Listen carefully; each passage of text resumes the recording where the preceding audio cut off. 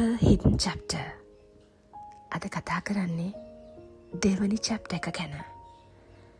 අචීගේ life එකේ satisfaction එක අඩුයි කියලා අපි කතා කළා. අද එතැන් සිට අචී කියන්නේ හරිම ලස්සන හුරු බුහුටි මිනිසුන්ට කැමති හිතෙන කාන්තාවක්. ඒ වගේම ඇයට ඉටි රූපයක් වගේ ලස්සන රූපයක් තියෙන කෙනෙක්. අචී දැක්කම ගොඩක් අයට හිතෙන්නේ ඇය ගොඩක් සැහැල්ලුවෙන් ඉන්නවා කියලා. ඒ වගේම අචී කතා කරනකොට හරිම ලස්සනයි.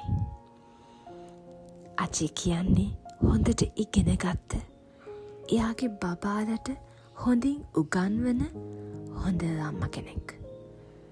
ඒ වගේම තමයි අචී හොඳ දුවෙක්.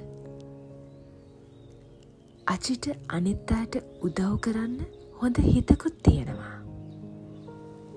අචී දැන් ඉන්නේ වයස අවුරුදු 40 ගණන් වල.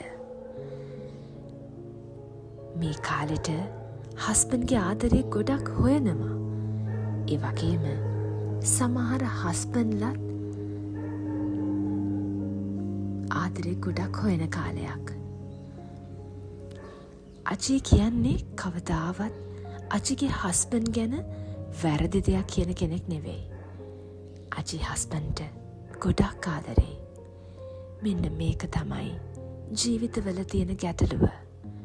අපි අපේ ආදරවන්තයින්ට ආදරය කරන ගමන් අපි තවත් ආදර කතාවල පැටලෙනවා.